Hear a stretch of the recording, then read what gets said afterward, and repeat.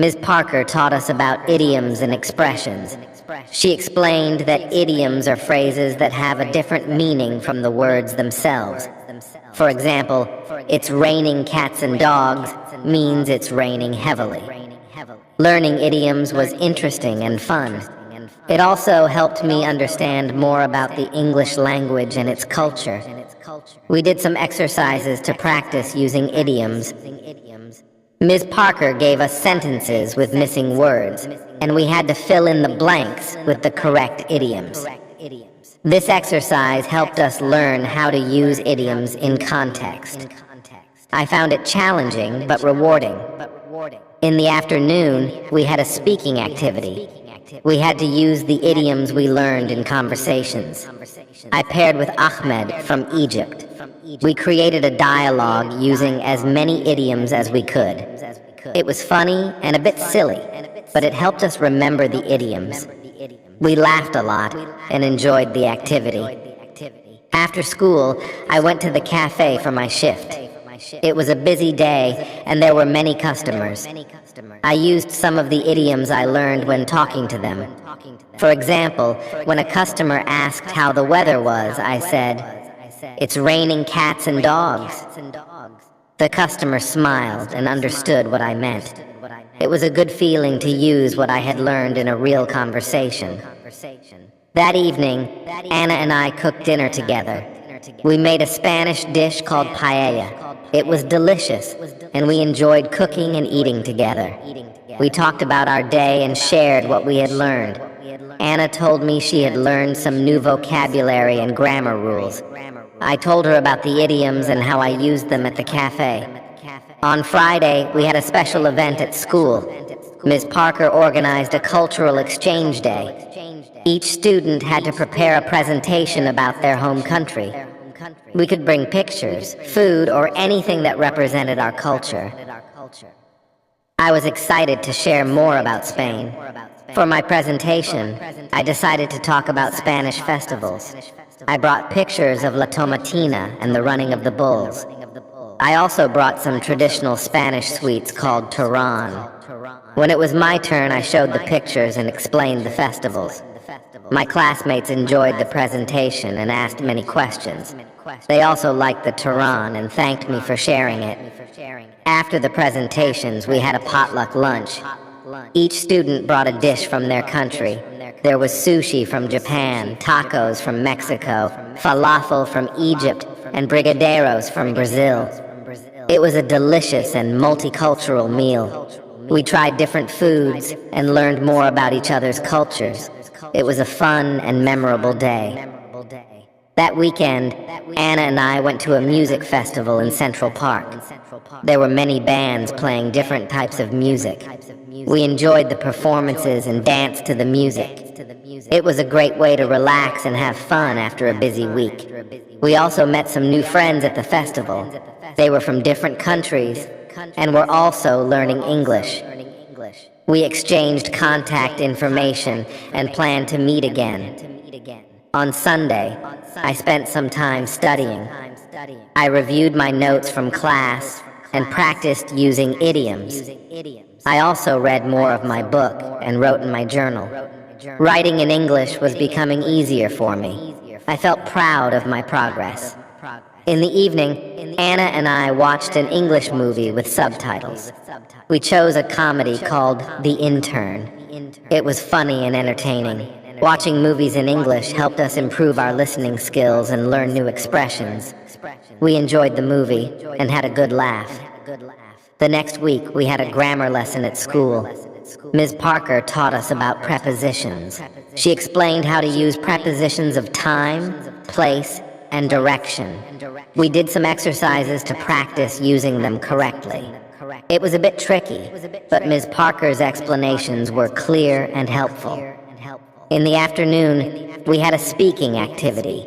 We had to describe a place using prepositions.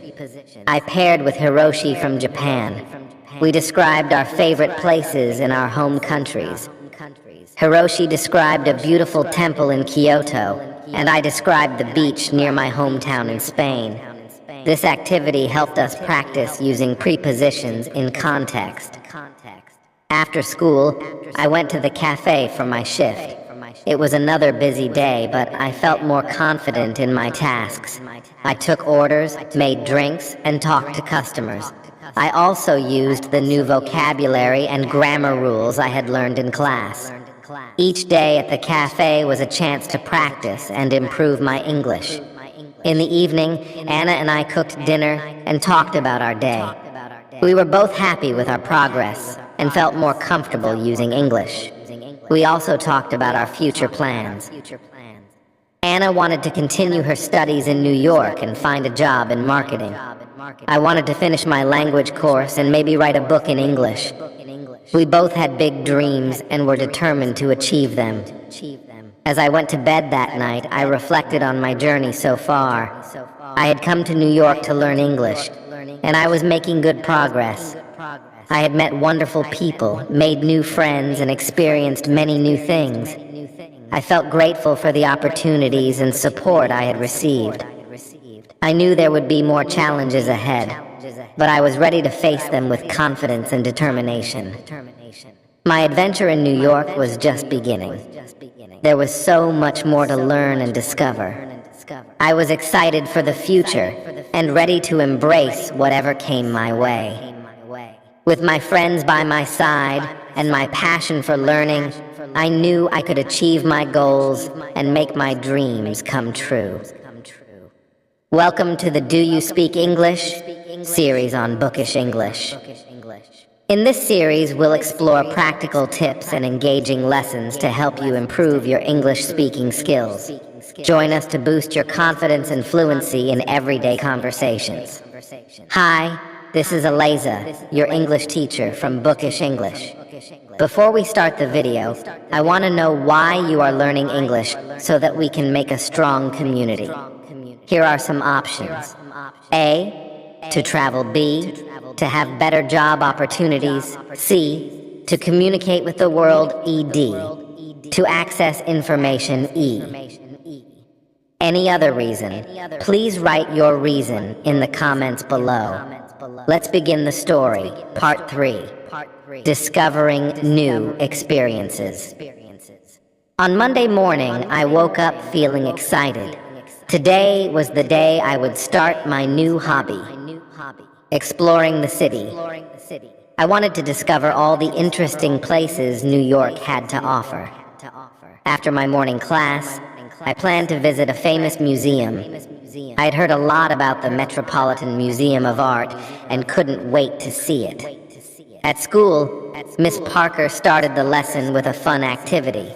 She asked us to share our weekend experiences. My classmates talked about the different things they did. Ahmed went to a baseball game, Hiroshi visited a botanical garden, and Elizabeth tried cooking a new recipe. When it was my turn, I told everyone about the music festival Anna and I went to in Central Park. They all listened with interest and asked questions about the festival. How was the music? Hiroshi asked. It was amazing, I replied.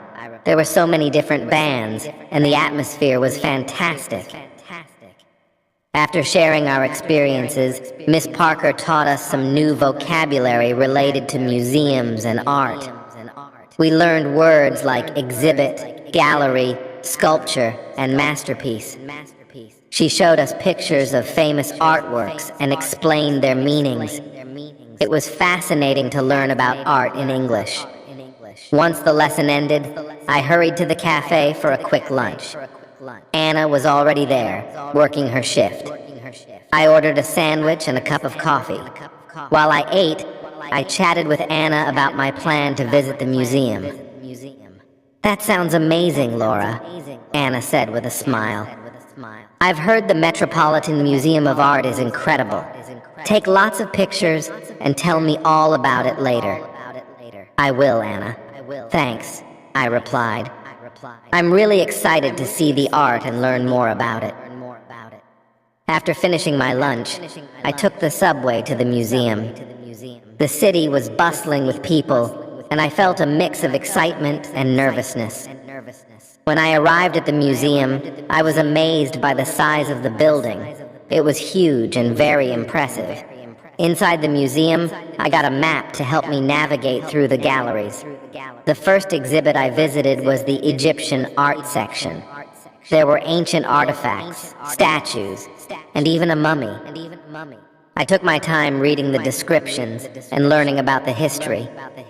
It was fascinating to see how people lived thousands of years ago. Next, I visited the European Paintings Gallery. I saw works by famous artists like Van Gogh, Rembrandt, and Monet.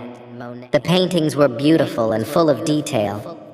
I stood in front of Van Gogh's Starry Night for a long time, admiring the swirling colors and patterns. It was one of my favorite paintings. As I walked through the museum, I practiced reading the descriptions in English. It was a great way to learn new words and phrases. I also listened to the audio guide, which explained the artworks in detail. It felt like a personal tour, and I learned so much. While I was looking at a sculpture, a friendly woman approached me. She was also admiring the art. We started talking, and I learned that her name was Emma. She was an art student from New York University. "Hi, I'm Emma," she said with a smile. "Isn't this sculpture amazing? It's by Auguste Rodin, one of my favorite sculptors." "Hi, Emma, I'm Laura," I replied. "Yes, it's incredible. I'm really enjoying the museum. It's my first time here." "Welcome to the Met, Laura. There's so much to see here. Have you visited the Impressionist Gallery yet?" Emma asked. "Not yet, but I'm planning to." "Do you have any recommendations?" I asked. "Definitely. The Impressionist Gallery is one of the best. You should also check out the American Wing. They have some beautiful pieces there," Emma suggested. "Thanks, Emma. I'll definitely check them out." "It was nice meeting you," I said. "Nice meeting you too, Laura. Enjoy your visit," Emma replied. After saying goodbye to Emma, I headed to the Impressionist Gallery. It was filled with colorful paintings that captured moments of everyday life. I saw works by Monet, Degas, and Renoir. The paintings were lively and full of light. I especially loved Monet's water lilies. The colors were so vibrant, and it felt like I was looking at a real pond. Next, I visited the American Wing. It had a mix of paintings, sculptures, and decorative arts. I saw a famous painting called Washington Crossing the Delaware.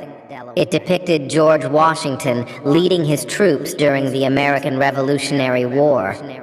The painting was large and powerful, and I could feel the emotion and determination of the soldiers. After spending several hours at the museum, I decided to take a break. I went to the museum cafe and ordered a cup of tea and a slice of cake. While I enjoyed my snack, I reflected on everything I had seen.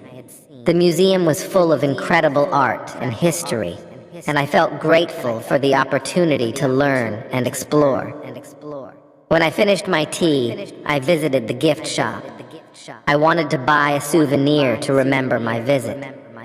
I found a beautiful postcard of Van Gogh's Starry Night and a small book about the museum's highlights. I also bought a keychain with a tiny replica of the museum building. These items would remind me of my wonderful day at the Met. In the evening, I returned home and shared my experience with Anna. I showed her the pictures I took and the souvenirs I bought. She was excited and asked me many questions about the museum. "Wow, Laura, it sounds like you had an amazing day," Anna said. "I definitely want to visit the museum too. Maybe we can go together next time." "That would be great, Anna. I think you'll love it. There's so much to see and learn," I replied. The next day at school, Miss Parker asked us to write a short essay about our favorite experience in New York so far. I decided to write about my visit to the museum. I described the different galleries, the artworks I saw, and my conversation with Emma. Writing the essay helped me practice my English and organize my thoughts. After we finished writing, we shared our essays with the class. I enjoyed listening to my classmates' stories. Each person had a unique experience, and it was interesting to hear about their adventures. Ahmed talked about the baseball game. Hiroshi shared his visit to the botanical garden, and Elizabeth described her cooking experience. Miss Parker gave us feedback on our essays and helped us improve our writing. She pointed out some grammar mistakes and suggested better ways to express our ideas. I appreciated her guidance and felt that my writing was getting better. In the afternoon, we had a listening activity. Miss Parker played a recording of a radio interview with a famous artist. We had to listen carefully and answer questions about the interview. This exercise helped me improve my listening skills and learn more about art. After school, I went to the cafe for my shift. It was a busy day, but I felt more confident in my tasks. I took orders, made drinks, and talked to customers. I also practiced using the new vocabulary I had learned in class. Each day at the cafe was a chance to practice and improve my English. One of the regular customers, Mrs. Collins, came in for her usual cappuccino. She was a kind and elegant lady who always had a smile on her face. I enjoyed talking to her and learning about her life. "Hello, Laura. How are you today?" Mrs. Collins asked. "Hi, Mrs. Collins. I'm doing well, thank you. How about you?" I replied. "I'm good, thank you." "How is your English learning going?" she asked. "It's going well. I visited the Metropolitan Museum of Art yesterday and learned a lot," I said. "That's wonderful. The Met is one of my favorite places in the city. Did you see the Impressionist gallery?" Mrs. Collins asked. "Yes, I did. It was amazing. I loved Monet's paintings," I replied. "Monet is wonderful. I'm glad you enjoyed your visit. Keep practicing your English, Laura. You're doing great," she said with a smile. "Thank you, Mrs. Collins. I will," I replied. In the evening, Anna and I decided to try cooking a new dish. We chose to make an Italian pasta recipe that Anna had found online. We went to the grocery store to buy the ingredients and then returned home to start cooking. The recipe was simple, but it was a fun and relaxing activity. We practiced our English by reading the recipe instructions and talking about the steps. While we cooked, we talked about our day. Anna shared her experience at the cafe, and I told her about the new vocabulary I had learned at school. We also talked about our plans for the weekend. Anna suggested visiting a flea market she had heard about, and I agreed. It sounded like a fun and interesting place to explore. I've always wanted to visit a flea market. I said, "I've heard you can find some really unique things there." "Exactly, and it's a great way to spend the weekend," Anna replied. The pasta turned out delicious, and we enjoyed our dinner together. Afterward, we watched an English movie called The Secret Life of Walter Mitty. It was a heartwarming and adventurous film, and we both enjoyed it. Watching movies in English helped us improve our listening skills and learn new expressions. On Friday, Ms. Parker gave us a special assignment. We had to prepare a presentation about a famous person from our home country. I decided to talk about Pablo Picasso, one of the most famous Spanish artists. I spent the evening researching and preparing my presentation. I found interesting facts about his life and his contribution to art. I also selected some of his famous paintings to show to the class. As I worked on my presentation, I felt a sense of pride in my culture and heritage.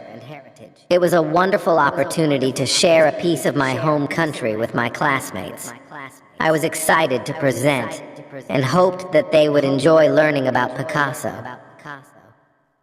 When I went to bed that night, I felt content and accomplished. I'd learned so much in the past few days